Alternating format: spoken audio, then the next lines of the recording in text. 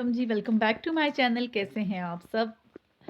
I hope कि सब लोग बिल्कुल ठीक-ठाक होंगे। यहाँ भी सब ठीक-ठाक मज़े में। सर्दी बड़ी है, शदीद ठंड है और बारिशें नहीं हो रही स्टिल। मुझे लगता है दुनिया के किसी कोने में भी बारिशें नहीं हो रही।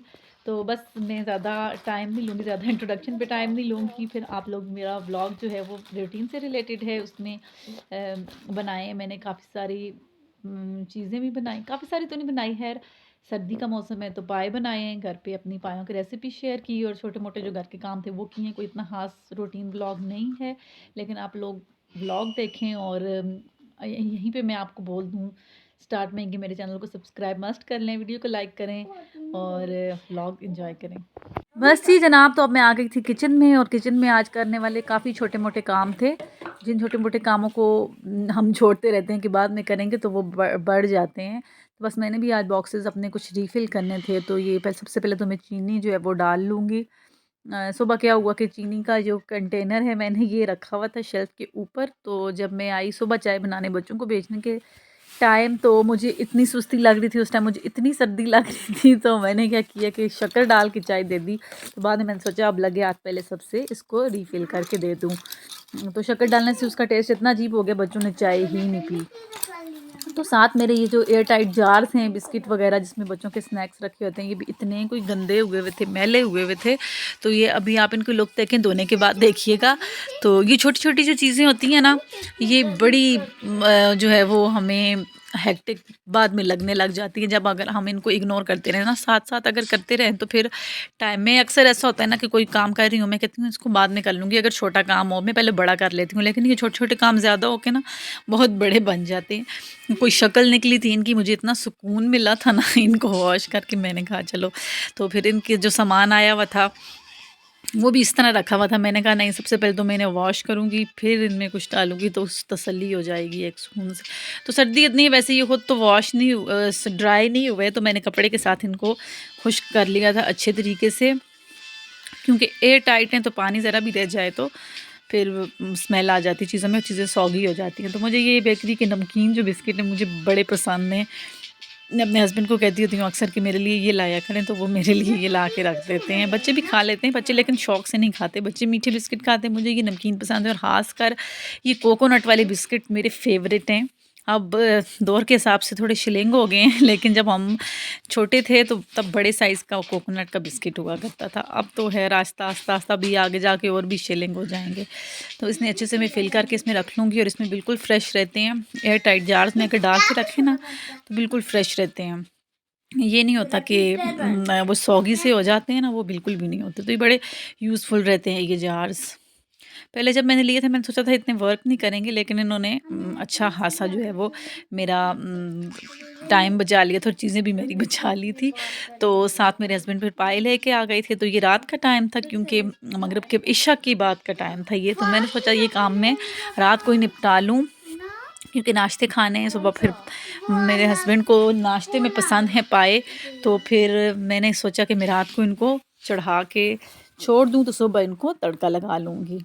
मैंने इनको अच्छे से पहले वॉश किया गर्म पानी के साथ, इनके ऊपर बाल वगैरह नहीं थे, बिल्कुल साफ़ करवा के लाए थे ना, हमारे इधर मिल जाते हैं, साफ़ सुथरे करके ले लेते हैं। थोड़े से एक्स्ट्रा जो है वो पैसे ले लेते हैं, लेकिन ये होता है कि फिर हमें डबल एफ़र्ट से बच जाता है ना घर पे, क्योंकि गैस वाले चूल्हों पे तो ये इनके बाल अच्छे से नहीं उतारे जा सकते, वो आग पे जो है वो अच्छे से, और सुन्नत तरीका भी है ना आग पे इनके बाल उतारने का, तो वो हो जाते हैं, फिर तसल्ली भी होती है, गर्म पानी से धो लो तो वो उतर जाते हैं। फिर मैंने इनको पहले गर्म पानी से धोया, फिर पानी के अंदर मैंने नमक और थोड़ा-सा सिरका डाल के इनको भिगो के रख दिया था 20 एक मिनट के लिए। मैंने सोचा सारी इनकी स्मेल दूर हो जाए, मैं इस तरह वॉश करती हूँ। तो मैं डाल के इसको रख गई थी इनको, तो 20 मिनट बाद आके मैंने फिर इनको चढ़ा दिया था। और ये जार्स भी मैं डाइनिंग पे रख देती हूँ कि सामने रखे हों तो कोई ना कोई जिसका दिल करे खा लेता है। तो मैंने पाए चढ़ाने के लिए पानी लिया, पानी थोड़ा सा गर्म हुआ, इसके अंदर मैंने नमक और लहसुन डाला, अच्छे से लहसुन अच्छा खासा डालना है, क्योंकि ये डाइजेस्ट होने में थोड़ा सा लहसुन बहुत हेल्पफुल रहता है, गार्लिक बहुत हेल्पफुल रहता है इन चीज़ों में।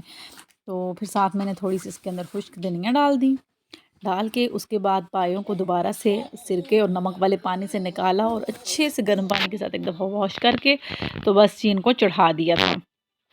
मीडियम हीट पे ना मैंने इलेक्ट्रिक स्टोव पे रख दिया था, फिर इस पे मीडियम हीट पे ये अच्छे से गलते रहे थे और इनका अर्क भी निकला था, अच्छा जायका निकल आता है फिर इनका।